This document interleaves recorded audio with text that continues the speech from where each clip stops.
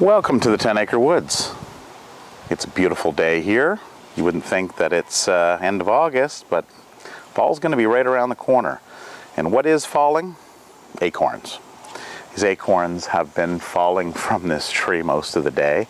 There's a chipmunk up there knocking them down, and there's another chipmunk working the ground area. I don't know if they're working together on this or what the case is, but they seem to be making a really good team. So today is going to be question and answer day. So I've been going through the comments and taking a look at some questions, and today we're going to answer some of those questions. You want some of these? These are acorns. Oh, are they good? Do you like the acorns? Wow. Fatten you up before fall, eh?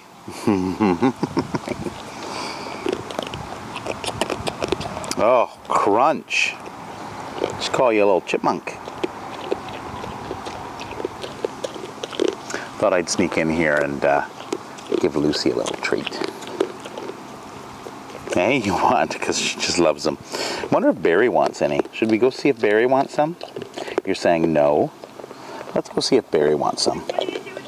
Oh, Barry. Barry. Barry. I want to scare him off. Here, Barry. Bear. Barry. Right here, look. Barry. Acorns. He just doesn't seem to want some. Barry. Barry. Look. Barry. Look. What's this? No, he doesn't want any. Where's Blackie? Blackie, here. Oh, now you want some? No, it's here. Here, you want some? Oh, what? It fell out. It's on the ground. Okay, I'll just take them all then. It's like 4 there. Oh, she got that one. All right. Let's go answer some questions, guys.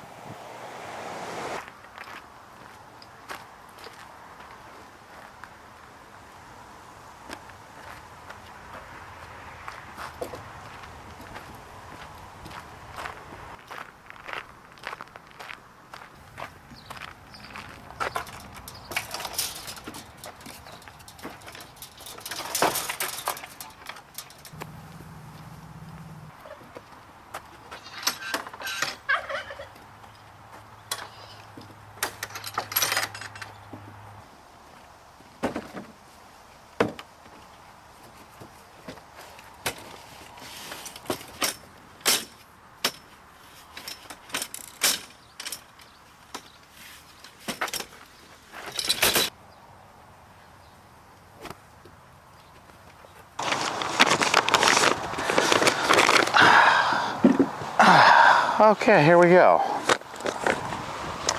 What a better place. All right, getting into the questions here. So we've got a few questions that have come through in the last couple weeks. I went back and dove into it.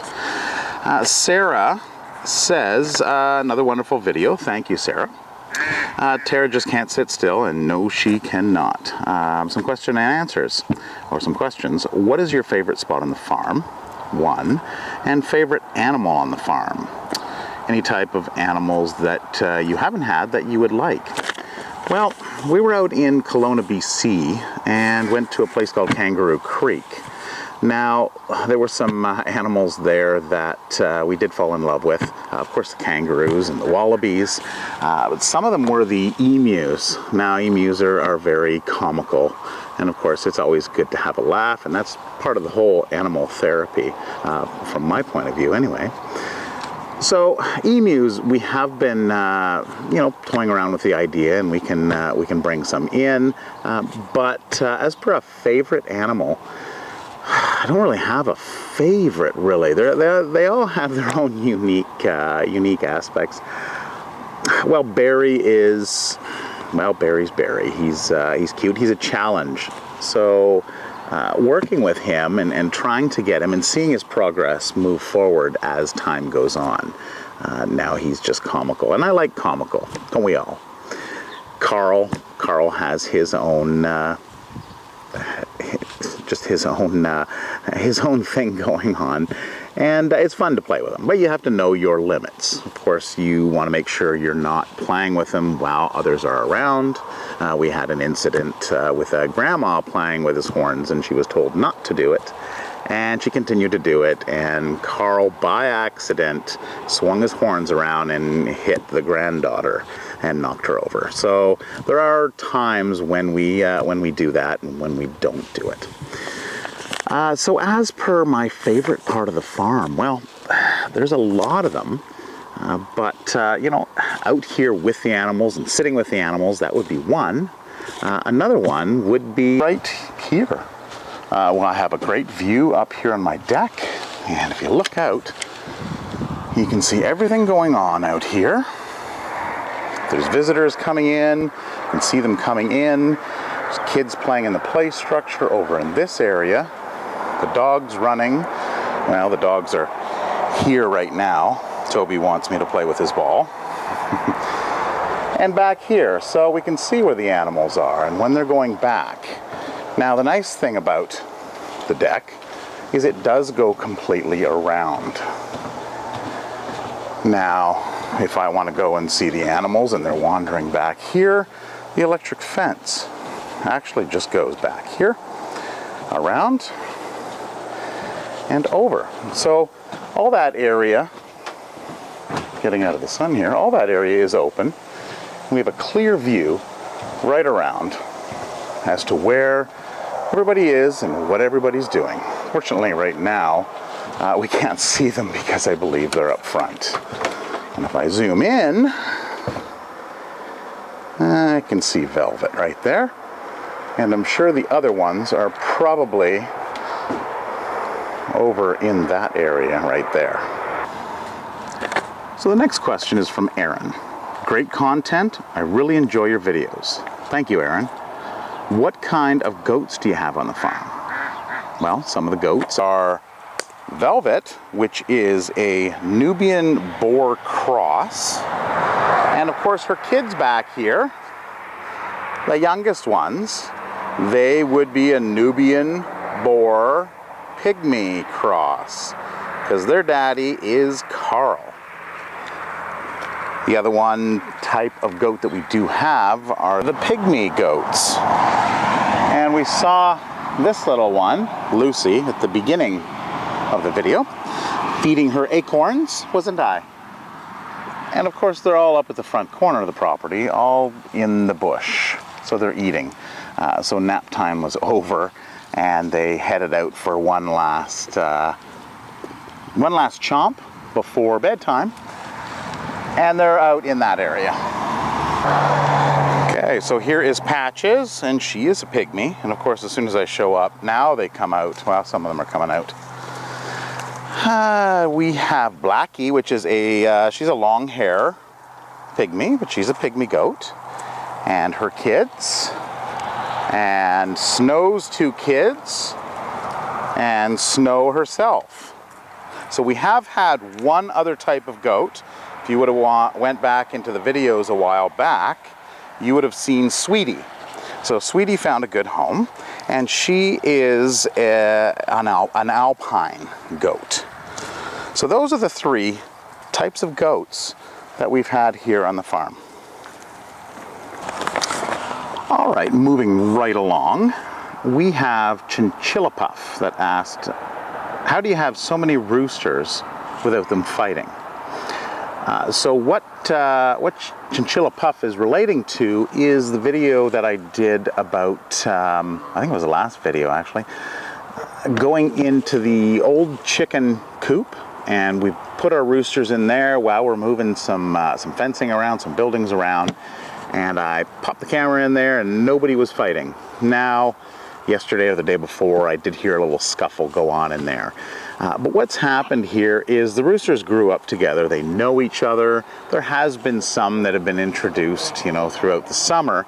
But what you want to make sure is, if you're introducing roosters, to another group of roosters, you want to keep an eye on them, because all the roosters will have a pecking order, kind of like the kids on the playground. You know, there's the big kid and the little kid, so everybody kind of has to know their place. So when you're putting a rooster in with other roosters, just keep an eye on them. They will fight. It's just part of their nature, but they'll soon find out or find a ground where they're supposed to be. Now, if you had two alpha roosters, we do have two alphas. We've got a black Australorp and an Americana. The Americana is just below the Australorp, but they're fairly close, evenly matched. If you were to put them into an enclosed area and let them fight, they could do some damage and hurt each other. So that's the important thing to do is when introducing roosters, keep an eye on them. Make sure no one's going to get hurt. You get an open wound on a chicken, and once blood is out there, then you have to separate them and move them off and try again later. I hope that answers your question. Next one is from Jenna Snow. Now, Jenna is asking if we have any milking goats, and would we consider getting milking goats for milk and cheese. Well, we do have a milking goat. Velvet is a milking goat, and she has been milked in the past. She's got kids right now. Our family hasn't really had goat milk in the past. We have tried it a few times. I think it's an acquired taste. Now, there's probably a lot of people out there that quite enjoy it, and goats are widely used across all of the world, really. And goat meat is one of the top meats, or is the top meat that's consumed on Earth. We might think it's beef living in North America, but of course there's a lot of countries in the world that have a lot more population, and it's goat. So the answer is no. We're not planning on getting into quite that yet, or making any kind of cheese. We have a lot of things on our plate right now. And really, we're just not interested in that aspect of it. We have farm fresh eggs, which we love, and we're taking care of wonderful animals. And for right now, that's all that we need. Okay, what do we got here? Zeldabug 24. Do all breeds of ducks have drake feathers? So this did come up, and I mentioned it in the comments.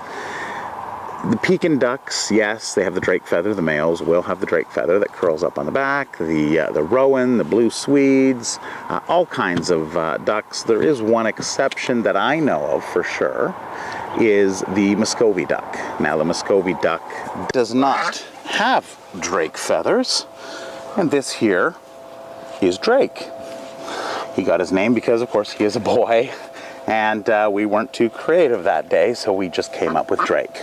And Drake is very friendly, aren't you? Yes. He likes the crab apples that we've been feeding him out front. And from his tail here, there is no drake feather, right? You don't have drake feathers. Now, there are possibly some other birds out there that don't have drake feathers, that are males. The ducks that do, Pekins and Rowans and Blue Swedes and all those common breeds, they do shed them off. So at times it may be a little confusing, and you may have to go with the quack, which there's a female. The males are raspy. Muscovies, they have kind of the girls have kind of a squeak, and the boys have this kind of raspy rah, rah, rah, rah.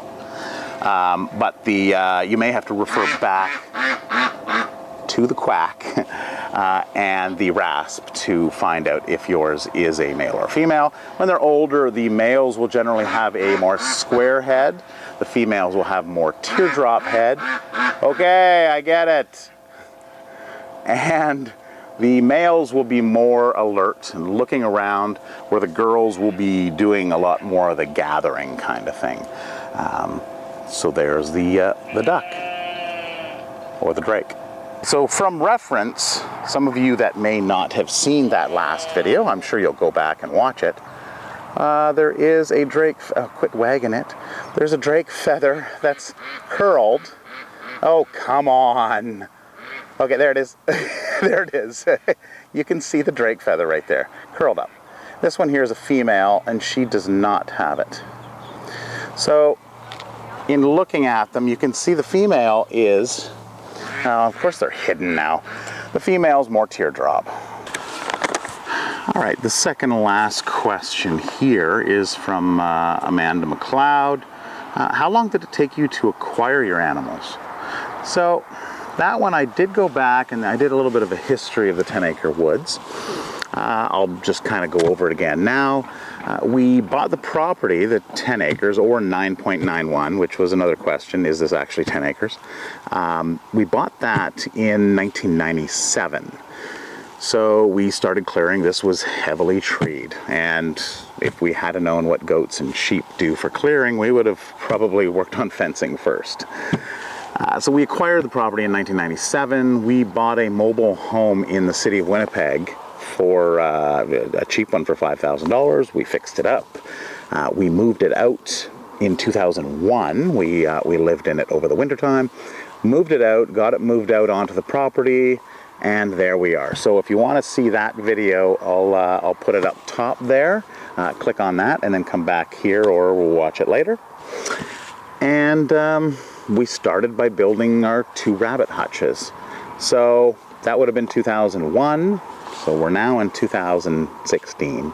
So 15 years. It wasn't that hard, really. So 15 years until now, but we got a big influx of animals probably around 2003, 2004, when Tara's sister that lives in Kenora mentioned to us that, or mentioned that she had a sister in Enola that had animals and had a farm and could take animals from an old gentleman that had passed away. So we received a trailer load of animals, and we quickly got quite a few animals. But we found a lot of them homes, and I believe we've even got some still from that load, and that would have been 10.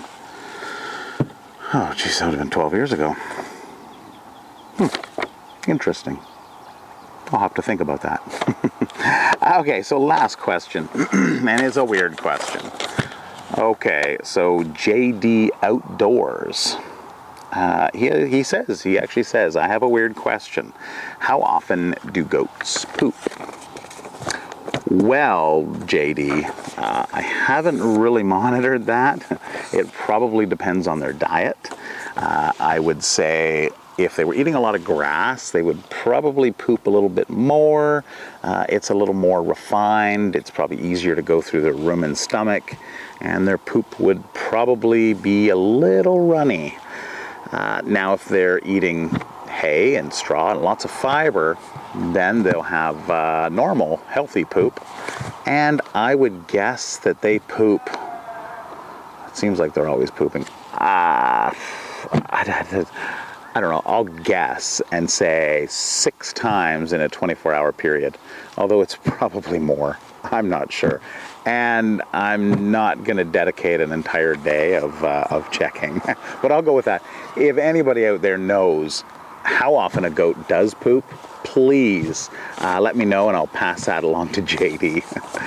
Well, that's it. So this was an interesting one. I did a video on Q&As a little bit back in the past, and I've heard some people that have been wanting to hear more about it, so maybe this is kind of a quarterly thing. I'll get back in there, and if you guys send out some questions, I'll fire them out, and it's just good feedback. I can have this discussion with you where you can leave some comments back in there, and I can spread the knowledge outside of the comments.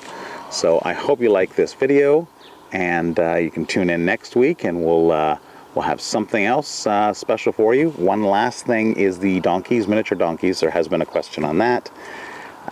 We're just waiting to hear from them. I think we have a trailer lined up, but we just have to kind of work out the logistics. So we should be getting a couple miniature donkeys in here. And actually we heard about 2 more donkeys that are being neglected that we're looking into as well. So that'll be all coming up down the road. Again, enjoy what weather we have left. Here in Canada, it does tend to get cold a little little sooner than our southern friends, but enjoy it while you can, and we will see you next week. Take care.